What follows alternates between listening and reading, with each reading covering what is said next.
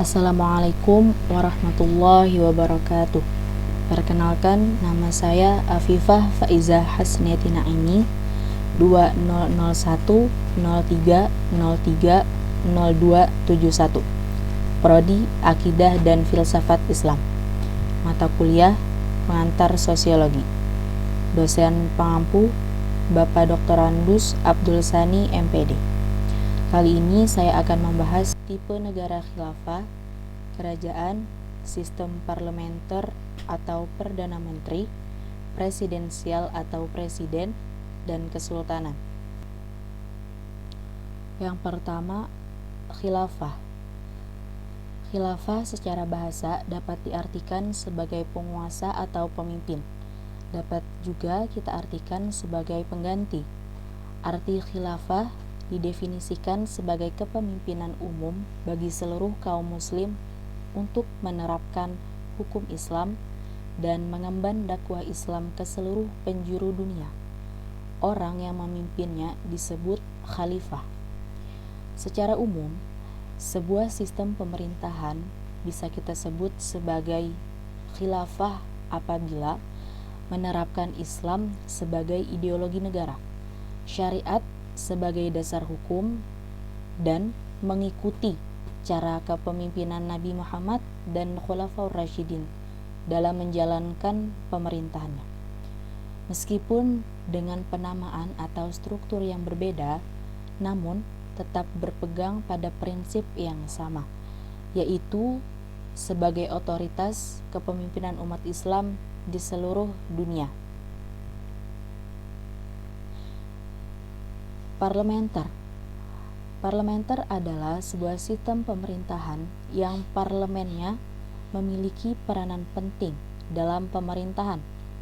Dalam hal ini, parlemen memiliki wewenang dalam mengangkat perdana menteri, dan parlemen pun dapat juga menjatuhkan pemerintahan, yaitu dengan cara mengeluarkan semacam berbeda dengan sistem presidensil. Sistem parlemen dapat memiliki seorang presiden dan seorang perdana menteri yang berwenang terhadap parlementer. Presiden hanya menjadi simbol kepala negara saja. Sistem parlementer dibedakan oleh cabang eksekutif pemerintah, tergantung dari dukungan secara langsung atau tidak langsung cabang legislatif atau parlemen. Sering dikemukakan melalui sebuah veto keyakinan. Oleh karena itu, tidak ada pemisahan kekuasaan yang jelas antara cabang eksekutif dan cabang legislatif. Menuju kritikan dari beberapa yang merasa kurangnya pemeriksaan dan keseimbangan yang ditemukan dalam sebuah republik kepresidenan, sistem parlementer dipuji dibanding dengan sistem presidensial karena kefleksibilitasannya dan tanggapannya kepada publik. Kekurangannya adalah dia sering mengarah ke pemerintahan yang kurang stabil, seperti dalam Republik Weimar, Jerman, dan Republik keempat Prancis. Selanjutnya, presidensial.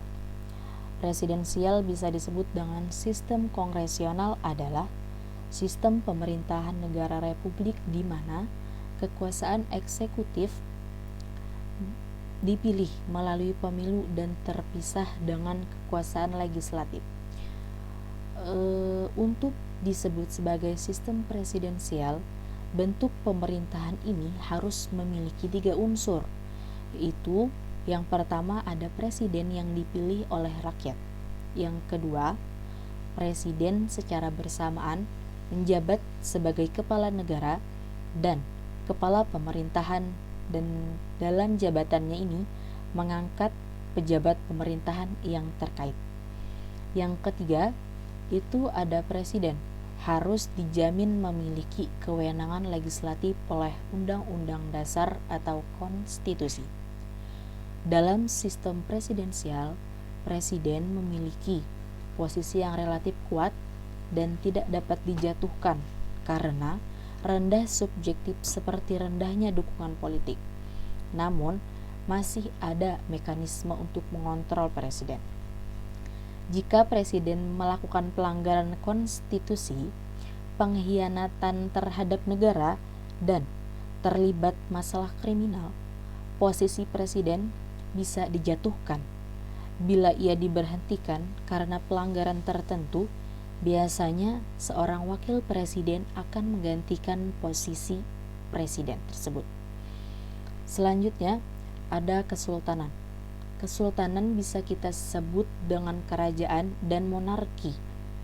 Kesultanan atau monarki atau juga kerajaan maknanya kurang lebih sama.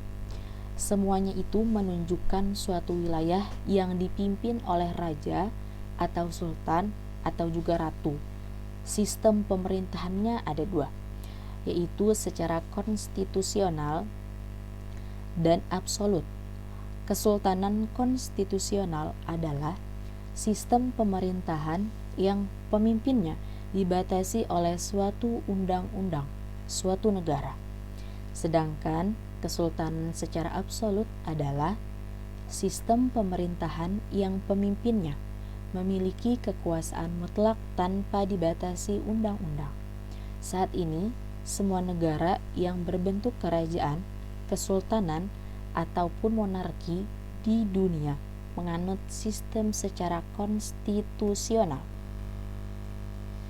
Sekian materi yang dapat saya sampaikan, kurang lebihnya mohon dimaafkan. Wassalamualaikum warahmatullahi wabarakatuh.